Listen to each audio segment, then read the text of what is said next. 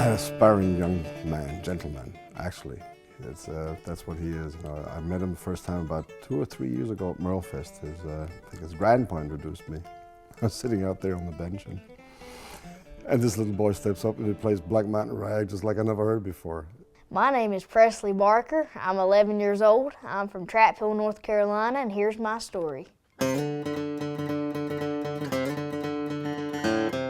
Well, I just grew up listening to bluegrass and old-time music, and I just wanted to be a part of it.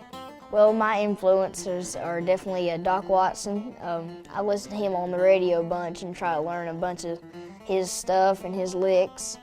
And Wayne Henderson is also a big influence to me.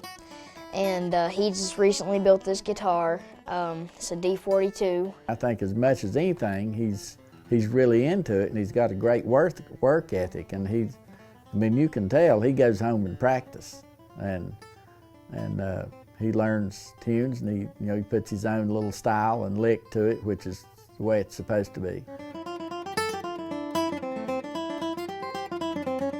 Every time we go up there, he usually teaches me a tune to play, and when I come back, I usually play it for him, and we just start playing that out and stuff when we go to pick. Presley plays nice and clean and gets a good sound out of his guitar, and to do that you have to hit a good, strong, clean lick, and that's hard to do when you're doing them 90 miles an hour like that. I feel like I get a good, clean sound when I hover above the strings with my free hand.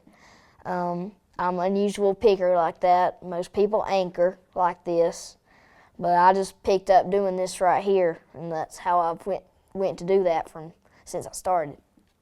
Presley, I heard that your Alabama Jubilee tune is on the Bluegrass Now charts. Oh. Is that true? I guess, Wayne. That's way cool. Well, thank you. I think we've been playing for years and never ever had anything like that happen. Thank you.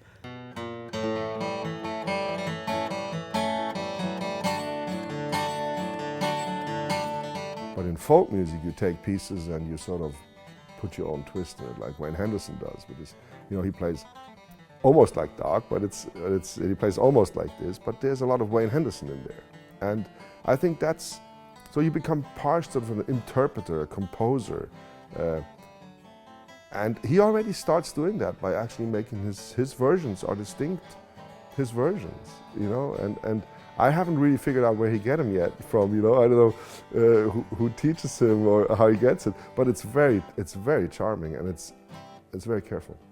Presley's diligence is outstanding in the way that he sits down and really works out every little detail of the song, and that all goes together with a personality that is so sweet and unassuming and unpretentious, which is absolutely gorgeous to watch. And then also it was nice for me to see that he would also run around with other kids, not worrying about the music, sort of being there and being a real kid, and that was nice. Presley keeps going and progressing the way he does now. He should be one of the best there is around, I think.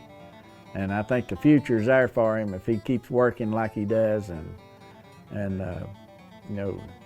he's pretty amazing. I mean, he can take his place amongst the best of them like already, and he'll have to just keep getting better and better. And he's pretty amazing. Not every day you see a young fella like Presley. It's definitely important because we got to keep the music alive for the future generation, and pass it on to people. And once they pick it up, like I pick up some of Wayne's tunes, and I'll pass that on to other young pickers when I'm growing up, and I just hope the music goes on.